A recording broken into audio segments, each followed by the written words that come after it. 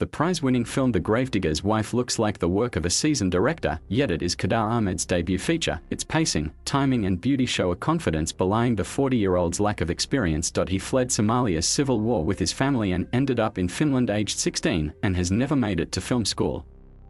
Yet promoting Somali-language film has become a goal to show his culture and roots on screen. For Ahmed, winning the top prize last month at Africa's prestigious FESPACO Film Festival proves that dramas in his mother tongue can cross borders. The Gravedigger's Wife is a tender love story with dark comic flashes about the lengths a person can go to in order to save someone they love.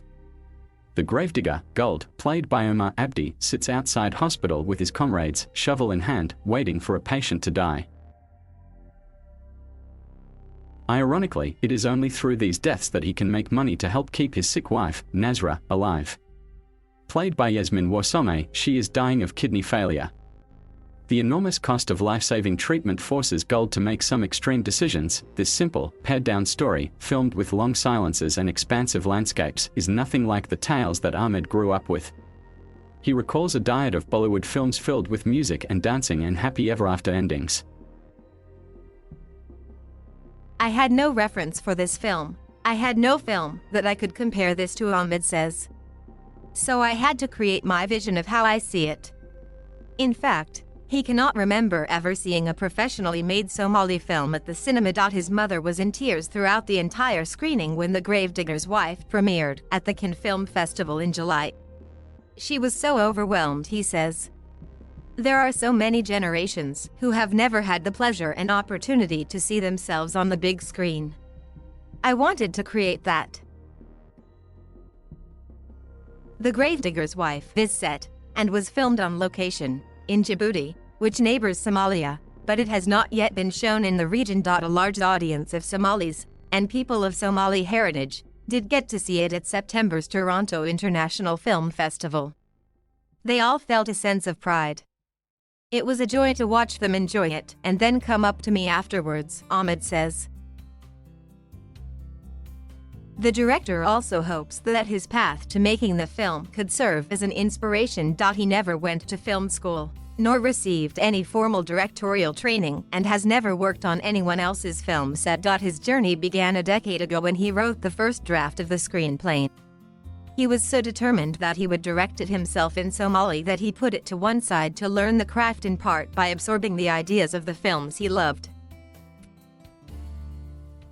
After watching Bollywood, he turned to cinema from all over the world, including South Korea and Iran. But his biggest influence has been films made on the African continent. He especially admires the work of Mauritanian Abderrahmane Sissoko, who was the chairman of the FESPACO Prize jury. Chadian director Mahamat Saleh Haroun has also had an impact on Ahmed, and he remembers crying at the beauty of his 2010 film A Screaming Man. After studying these films and trying to understand the techniques, he directed 2 short films and wrote a screenplay in Finnish before he felt able to take on The Gravedigger's Wife. Now he is left wondering if he had gone to film school, whether the experience would have changed him for better or worse. I want to encourage young African filmmakers, non-privileged filmmakers, to really grab cameras and do their own stuff. Write their own stories, capture their own lives, and do it on their own, because not everyone's so privileged. He himself is determined to carry on making films in Africa. I hail from the continent, and I believe that the future of cinema is in Africa. There are so many stories that cannot be set in Western countries. He believes the precariousness of life and the dilemmas that people like his fictional gravedigger face are what can make great drama. But when it comes to genre, he is eager to explore the possibilities. I want to make comedy. I want to make sci-fi, I want to make westerns, horror films, and thrillers, he says. The FESPACO Award may help him do this, but for now, after years of honing his vision, having the film made was the biggest prize. I'm just really happy that all this is happening for the film. Thank you for watching. Please subscribe.